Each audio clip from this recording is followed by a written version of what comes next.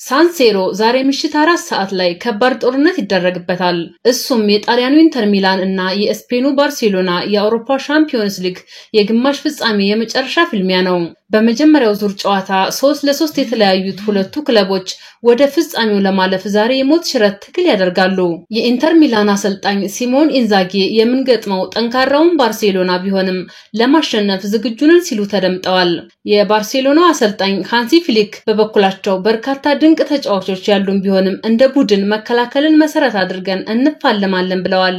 ይህ ከሆነ የመከላከል ባህሪ ካለው ኢንተር ጋር የሚኖረው ግጥሚያ ታክቲካዊ ባህሪን የተላበሰ ሊያደርገው ይችላል። በመጀመሪያው ዙር የግማሽ ፍጻሜ ጨዋታ ጎል ያዘነቡት ባርሳና ኢንተር በዛሬውስ ማን ይነግሳል የሚለው የዓለም እግር ኳስ አፍቃሪዎችን ሆድ የቆረጠ ሆኗል።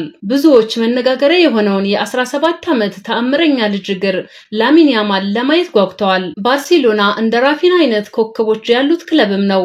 የሻምፒዮንስ ሊግ ጨዋታ እንደ ዓለም ዋንጫ ሁሉ ተናፋቂ ነው። በተለይም ወደ መጨረሻው ምዕራፍ በተቃረበበት በአሁኑ ወቅት ጨዋታው እስኪደርስ የሚያስቸኩልም ሆኗል። የጨዋታ ፍሰታቸው አይን የማያስነቅሉት የባርሴሎና ልጆች የዓለምን አመሻሽ ያደምቁታል ተብሎ እየተጠበቀ ነው። በየምዕራፉ በድንቅ ስብስብ የታጀበው ባርሴሎና አሁንም እነ ላሚን ያማልን የመሰሉ ልጆችን ይዟል። ይህ ልጅ ገና በ17 ዓመቱ ለሀገሩም ሆነ ለባርሴሎና ትልልቅ ዋንጫዎችን ያነሳ ሲሆን አሁንም ከገናና ዋንጫዎች ፊት ቆሟል። አሁን ባርሴሎና ሲጫወት ብዙዎቹ የላሚን ያማልን ትርኢት ለማየት ይጓጓሉ። በእርግጥ ልጁ ኳስን ሜዳ ላይ የሚስል ጥበበኛ ነው። አንዳንዶች ለመግለጽ ቃል ቸግሮናል ሲሉ ይሰማል። ደጋፊውም አብዝቶ ይወደዋል። ታዲያ ለዛሬው የሳንሴሮ ጨዋታ 4000 ገደማ የባርሳ ደጋፊዎች ወደ ጣሊያን መጓዛቸው ተሰምቷል። የኢንተር ደጋፊዎችም በሜዳቸው አቧራ ለማጨስ ተዘጋጅተዋል። ምሽት 4 ሰዓት ላይ ፊሽካው ይነፋል። ሁለቱ ክለቦች ባለፉት ጊዜያት በተገናኙባቸው 13 ጨዋታዎች ባርሴሎና 6ቱን ሲያሸንፍ ኢንተር ሚላን ያሸነፈው በሁለቱ ብቻ ነው። 5 ጊዜ አቻ ተለያይተዋል። በእነዚህ ጨዋታዎች ባርሳ 20 ጎሎችን ሲያስቆጥር ኢንተር 13 ጎል አግብቷል። ባርሴሎና 5 ጊዜ ሻምፒዮንስ ሊግ ዋንጫን የግሉ አድርጓል።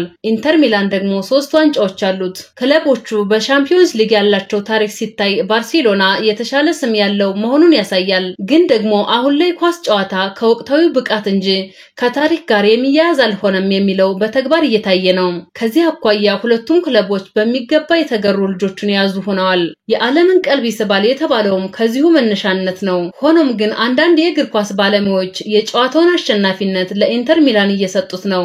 ምክንያታቸው ደግሞ በመጀመሪያው ዙርም ኢንተር ለአሸናፊነት የተቃረበበትን አጋጣሚ በአሳማኝ ብቃት አግኝቶ ነበር የሚለው አንዱ ነው። ከዚህ ባሻገር አሁን የሚጫወተው በሜዳውና በደጋፊው ፊት መሆኑ ኳስንም ጨዋታውንም በቀላሉ ለመቆጣጠር ያስችላል ይላሉ። ሁሉም ግን ምሽት ላይ ይታወቃል። በባርሴሎና በኩል በጉዳት ምክንያት በመጀመሪያው ጨዋታ ያልነበረው የጎል ማሽኑ ሮበርት ሌዋንዶውስኪ ከቡድኑ ጋር ወደ ሚላን መጓዙ አንድ ፎይታ ሊሆንለት ይችላል።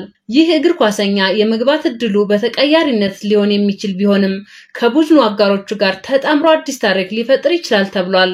ኢንተር ሚላኖች የዛሬውን ጨዋታ የዋንጫ አድርገን እናየዋለን ብለዋል።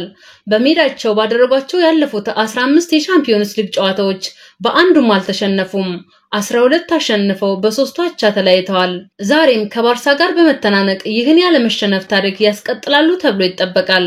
በዘንድሮ የሻምፒዮንስ ሊግ ጨዋታ ባርሴሎና ብዙ ጎል ያስቆጠረ ሲሆን ኢንተር ሚላን ደግሞ አነስተኛ ጎል የተቆጠረበት ክለብ ነው።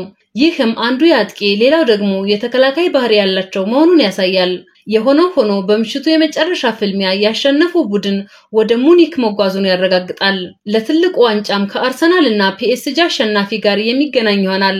አዳዲስ መረጃዎች እንዲደርሷችሁ ሰብስክራይብ እያደረጋችሁና የደወል ምልክቱን እያበራችሁ አብራችሁ እንድትሆኑ ጋብዘናል። መልካሙን ሁሉ ተመኘን።